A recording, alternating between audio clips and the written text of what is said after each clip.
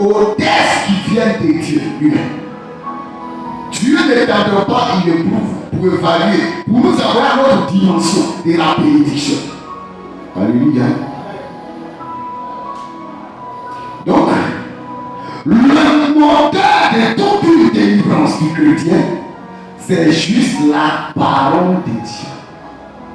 Il faut aimer la parole, il faut aimer la parole, il faut lire, il faut méditer, il faut garder la parole, exécute la parole que tu as gardée en toi.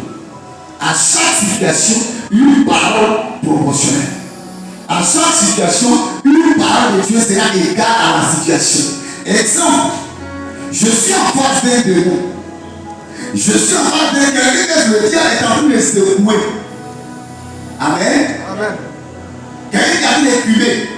Les démons lunaires, les gens qui sont possédés par l'esprit de l'épilepsie, c'est des esprits qui quittent dans la nuit. Ce n'est pas un petit démon. Pour celui qui a été dans l'air spirituel, c'est que c'est une entité de haute classe. C'est que lui, l'esprit qui est là, c'est soit une principauté, soit une domination.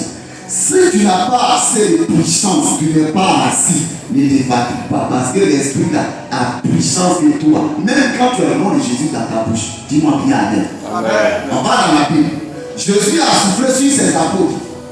Pendant que Jésus était au milieu de sur la terre, dans l'exercice de ministère de village en village, Jésus s'était retiré un peu pour tester quelque chose, pour leur enseigner quelque chose. Du coup, il y a un enfant qui écumait, qui était tombé sous l'emprise de l'esprit lunaire.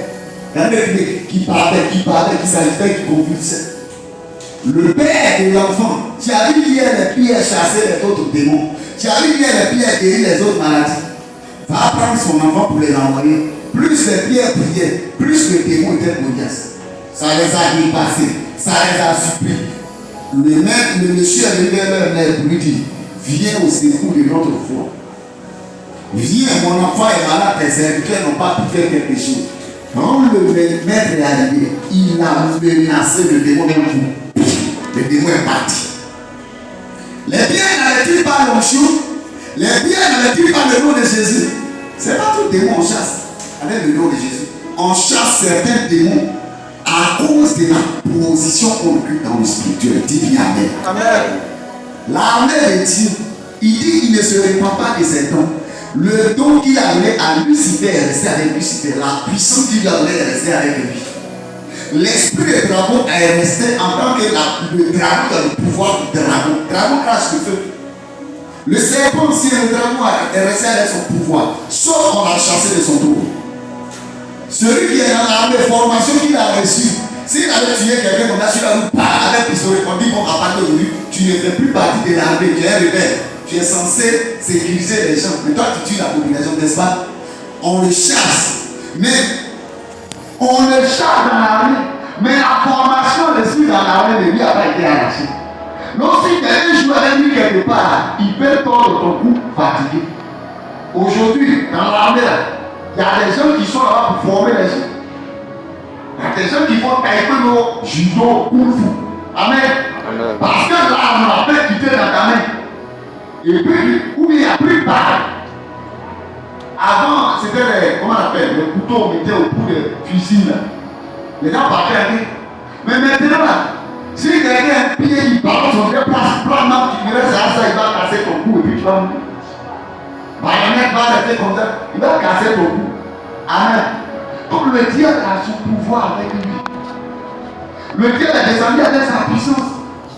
Sans qu'on a levé le principe. On l'a chassé de son poste.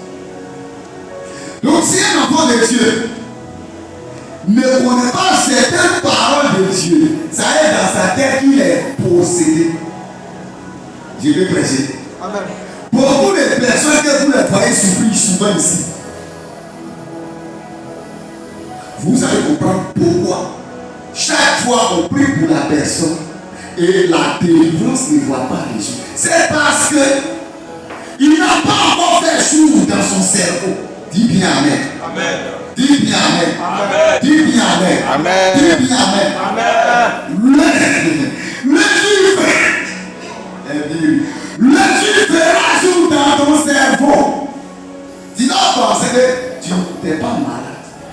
c'est de quoi je parle.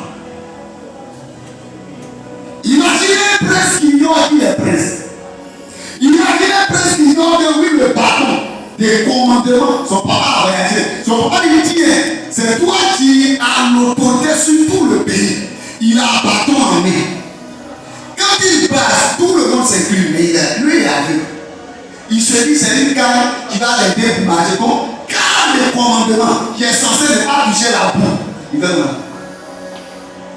Donc, les gens qui voient, mais qui s'opposent au Père, qui veulent le tuer, ont le pouvoir, ils rient, ils se moquent de lui. Pourquoi? Ils ne voient pas ce qu'il a dans sa main comme autorité.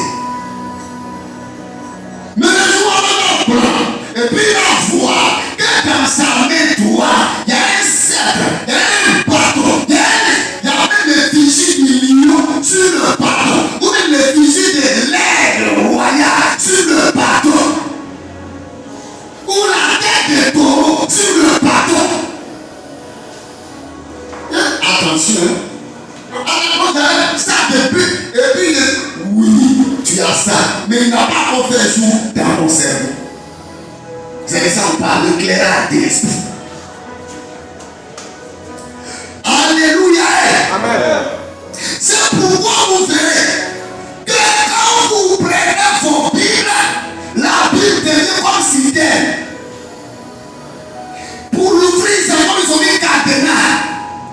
C'est quand tu veux lire ta Bible, c'est là que ton corps te demande, tu commences à gratter. C'est là que la Bible, tu n'avais pas lavé. C'est là que tu te rappelles de ça. C'est là ton frère que tu dois appeler, ça va être toi ça. C'est là que tu te rappelles. Attends, lui là, je ne l'avais pas appelé. Causerie, comment tu as fermé, puis, je ne t'ai rien dit, tu as laissé, puis tu es sorti. C'est le plan du diable. Parce qu'il sait que ta délivrance est là-bas.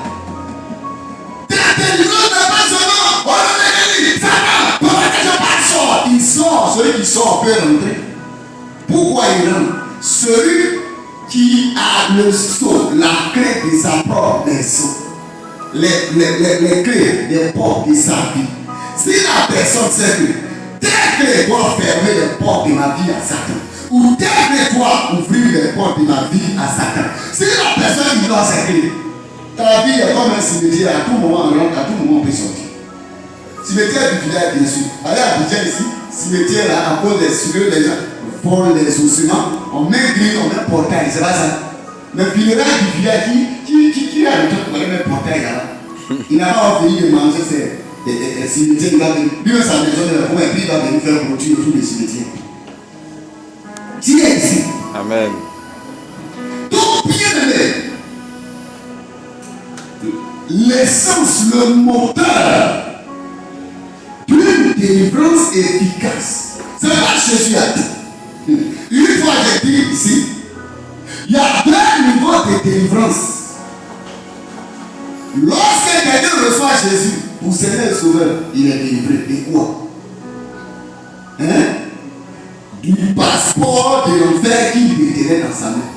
C'est-à-dire que quand quelqu'un reçoit Jésus, il est destiné à l'enfer déjà. Mais quand quelqu'un reçoit Jésus pour Seigneur et Sauveur, Jésus déchire de sa main le passeport de l'enfer et lui donne automatiquement le passeport du paradis.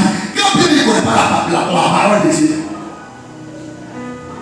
Alléluia. Amen. C'est de cela Romains 8.1 parle.